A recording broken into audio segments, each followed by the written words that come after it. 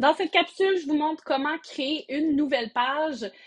On vient juste en fait de voir ensemble comment créer un modèle de page pour justement cette nouvelle page-là que vous allez créer. Donc, à la suite de la création de votre modèle, tout simplement, il vous reste à créer la page dans votre interface administrateur.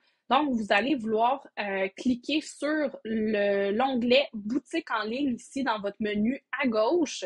Donc, on va cliquer sur boutique en ligne. On va cliquer sur l'option page ici, une fois que le menu s'ouvre. Et là, tout simplement, vous arrivez dans votre menu où vous allez voir toutes vos pages apparaître. La page de contact, c'est une page qui est automatiquement créée par Shopify quand vous créez votre boutique.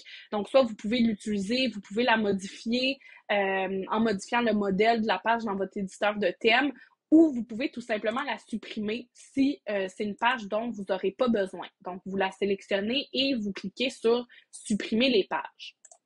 Moi, je vais la laisser ici parce que ce que je veux vous montrer, c'est comment on va ajouter notre nouvelle page. Donc, encore une fois, il faut avoir créé votre modèle de page avant. Si vous ne l'avez pas créé ou si vous ne savez pas de quoi je parle, allez voir ma capsule sur la création d'un modèle de page avant de procéder à l'ajout de votre page.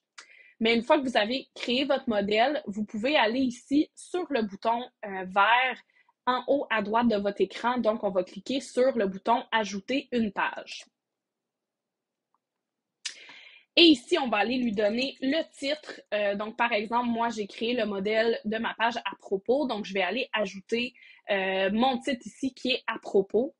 Le contenu, on va vouloir laisser cette section-là vide parce que tout ce qui est contenu, on l'a déjà créé sur notre modèle de page. Donc, c'est vraiment pas une section qu'on va aller remplir ici dans la création de notre page. On va surtout travailler le contenu dans l'éditeur de thème, dans le modèle qu'on a créé. Donc, cette section-là, on la laisse vide. Vous pouvez évidemment aller modifier les informations au niveau du référencement. Donc, ça, c'est une section que je vous conseille d'aller remplir. Donc, vraiment d'aller optimiser le titre de votre page et votre métadescription en fonction de justement d'aller donner le plus d'informations possible pour les moteurs de recherche, les mots-clés, etc. Le lien de votre page aussi, donc on voit, vu que j'ai utilisé des caractères spéciaux ici dans le titre de ma page, donc c'est seulement propos qui apparaît dans le lien de ma page. Donc peut-être que je vais vouloir aller modifier cet élément-là, puis inclure à propos.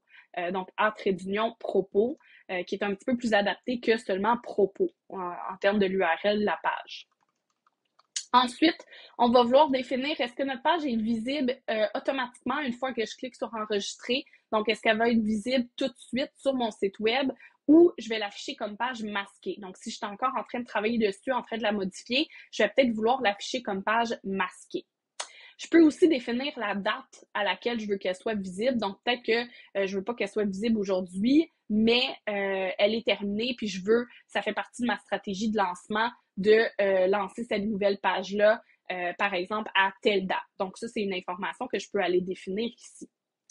Et ensuite, ce qu'on va vouloir faire, c'est dans la section modèle de thème, d'aller sélectionner le modèle que vous venez juste de créer dans votre éditeur de thème.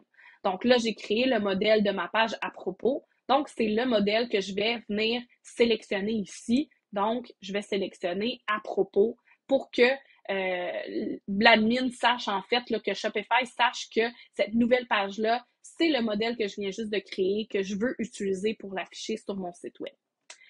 Et ensuite, je vais faire enregistrer.